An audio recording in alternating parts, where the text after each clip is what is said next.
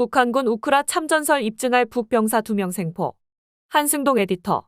우크라이나군이 지난해 8월부터 일부를 점령하고 있는 러시아 남서부 쿠르스크주에 파병된 북한군 병사 2명을 생포했다고 볼로디미르 젤렌스키 우크라이나 대통령이 11일 X를 통해 밝혔다. 12일 이 소식을 전한 외신들에 따르면 젤렌스키 대통령이 올린 글에는 부상당한 이들 두 병사와 관련된 사진들도 담겨 있다. 이제까지 북한군 1만에서 1만 2천 명이 러시아 쿠르스크 지역에 파병됐고 그들 중 다수가 죽거나 다쳤다는 우크라이나 쪽 발표와 함께 중상을 입은 북한군 포로가 사망했다는 보도들은 있었으나 생포된 북한군 병사와 그들의 증언이 나온 것은 이번이 처음이다. 우크라이나 쪽이 발표하거나 흘리고 서방 언론과 한국 정보기관 및 정부 쪽이 이를 받아 보도하거나 전달해온 패턴에서 크게 벗어나지 않는 이번 보도 내용이 사실로 확인될 경우 그들의 증언이 이어지면서 적지 않은 파장이 일 것으로 보인다. 하지만 이들 보도 내용이 전폭적으로 신뢰할 만큼의 팩트들로 뒷받침되고 있는지는 좀 더 살펴볼 필요가 있을 것 같다.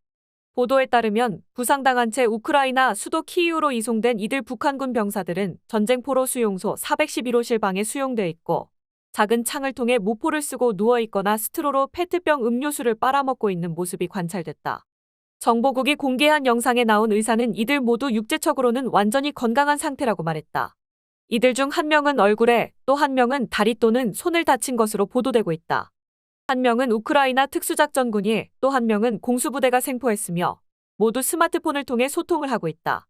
우크라이나 정보국에 따르면 또 이들은 모두 러시아어나 우크라이나어, 영어를 할 줄 몰라 한국 국가정보원의 협력 아래 한국어 통역사를 통해 의사소통을 하고 있다.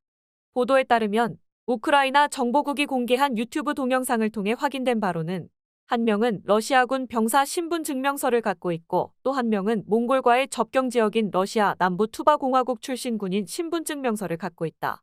투바공화국 군인 신분증명서를 갖고 있는 병사는 2005년에 태어나 2021년부터 북한군 소총병으로 복무했다고 한다. 사실이라면 북한인인 그는 투바공화국에 위조된 증명서로 자신의 신분을 투바공화국 군인으로 위장해온 셈이다.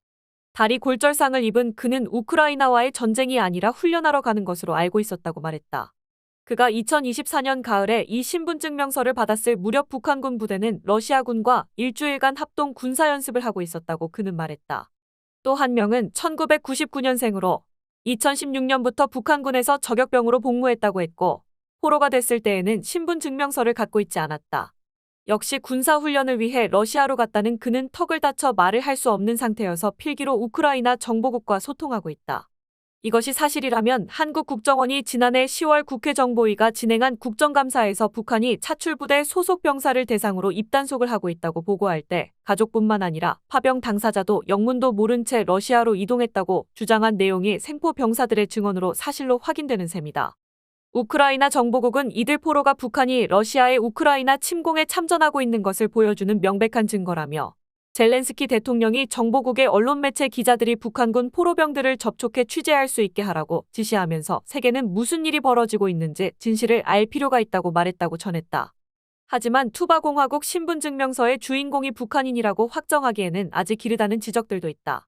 그들이 한국어 통역사를 통해 한국어로 소통한다면 북한인일 가능성이 높지만 우크라이나 정보국이 공개한 동영상 등에서 생포된 두 병사 중 투바공화국 신분증명서를 지닌 병사가 조선말을 사용하는 장면은 아직 나오지 않았다. 투바공화국 인종구성이 몽골 계통으로 북한 사람과 큰 외관상의 차이가 없을 수 있다는 점도 섣불리 북한인으로 단정할 수 없게 하는 요소라는 지적들이 있다. 러시아군 소속으로 돼 있는 또 한 명의 병사는 신분증명서를 소지하지 않았다고 하고 턱을 다쳐 아예 말을 할 수 없는 상태여서 역시 그가 조선말을 쓰는 북한인인지 단정할 만한 요소들이 아직은 충분해 보이지 않는다. 젤렌스키의 지시대로 그들에 대한 내외신 기자들의 접촉 취재가 제대로 이뤄져 더 많은 구체적인 사실들이 확인되기를 지켜볼 필요가 있어 보인다. 우크라이나에 대한 지나친 관여로 외환설 의심까지 받아온 한국의 국정원이 이들 포로 신문과 발표 과정에 깊숙이 개입돼 있는 점도 섣부른 판단을 유보해야 할 요소일 수 있다. 보도 내용들이 사실로 확인될 경우 이들 북한군 포로 2명은 북한의 우크라이나 전쟁 참전을 입증하는 살아있는 증인으로 오는 20일 취임하게 될 도널드 트럼프 정권 출범과 함께 크게 출렁일 수 있는 정세 변동 중에 우크라이나가 미국 등 서방으로부터 더 많은 관심과 지원을 끌어들이는 데 유효한 재료가 될 수 있다는 관측들이 나오고 있다. 이번 달 들어 우크라이나군은 쿠르스크에서 새로운 공세를 시작해 한때 잃었던 실지를 회복하면서 원래 점령 지역의 절반 정도를 다시 확보했으며 북한군의 참전을 입증하기 위해 북한군을 생포하라는 특별한 지시가 내려졌다는 보도도 나왔다. 용병이 아닌 북한 정규군의 우크라이나 전쟁 참전 사실이 확인될 경우 그것은 유럽 국가들의 우크라이나 전쟁 참전과 지원 강화를 호소해온 젤렌스키 정부에겐 호재다.